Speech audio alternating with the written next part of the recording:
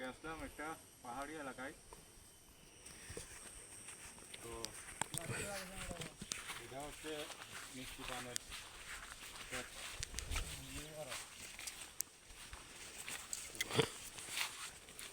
আসলে জায়গাটা অনেক সুন্দর।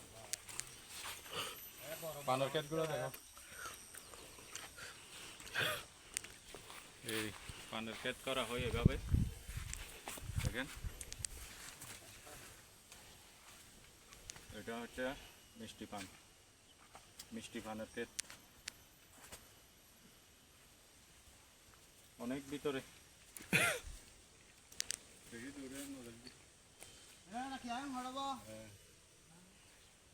তো আপনারা দেখেন, খুব সুন্দর জায়গা। পানের ক্ষেত দেখাচ্ছি আপনাদেরকে।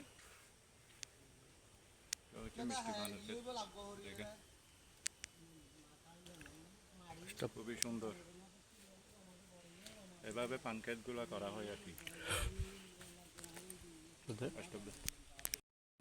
এই ক্ষেতগুলো আসলে পানের ক্ষেতটা আপনার পাহাড়ের কিনারায় করতে হয়। খুব সুন্দর জায়গা, বিকালবেলা হলে আরো সুন্দর দেখা যাইতো। আমরা রোদের মধ্যে চলে আসছি। এটা হচ্ছে পান ক্ষেতের কুটা টুটা দিয়ে কিভাবে করে দেখেন। পাশে সুপারি গাছ আছে, পাহাড় আছে, পাহাড়ের মধ্যে দুই একটা আবার ঘর আছে।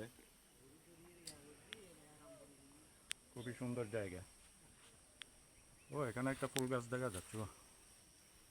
কি ফুল? আটিকা ফুল। আটিকা ধরে দিন কি। তারপর পাহাড় তো মাটি ভেঙছে মনে হয়। হ্যাঁ, মাটি ভাঙি পড়ে গেছে। খুব ঝুঁকির মধ্যে বাস করে ওরা। এরা কিন্তু খুব ঝুঁকির মধ্যে আছে দেখেন। অথচ বর্ষাকালে এই বৃষ্টির মধ্যে কেমনে যে এরা থাকে। মাটি ভেঙে নিচে পড়ে আসছে।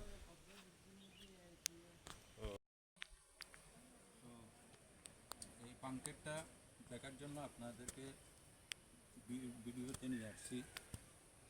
আমি দেখতেছি, আসলে আমি সোজাভাবে হাঁটতে পারতেছি না, কারণ আমি লম্বা মানুষ, তো আমার মাথা উপরে বাঁচতেছি।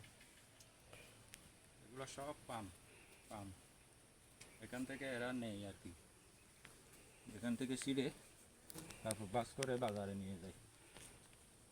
এটা হচ্ছে কচু গাছ, যেটা ওই মাটির ভিতরে বড় লম্বা কচু থাকে ওইটা।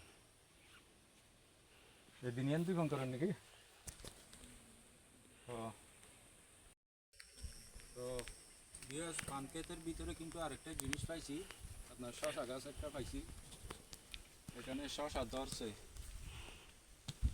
দেখো শশা ধরছে, ওই দেখেন। কিন্তু গাছ নষ্ট হয়ে যাচ্ছে, বেশি দিন আপনার বৃষ্টি পাইছে তো এই জন্য। তো এটা আমি একটু ছিঁড়ে দেখি খাওয়ার জন্য। কিন্তু হরা উড়ো আছে, নষ্ট হয়ে গিয়ে হরা। এই জিনিসটা নিলাম খাওয়ার জন্য, খাইতে পারবো কিনা বুঝতেছি না, কিন্তু বেশি সুতক। তো আরও থাকবে হয়তো ভিতরে, না একটাই আছে যে আমি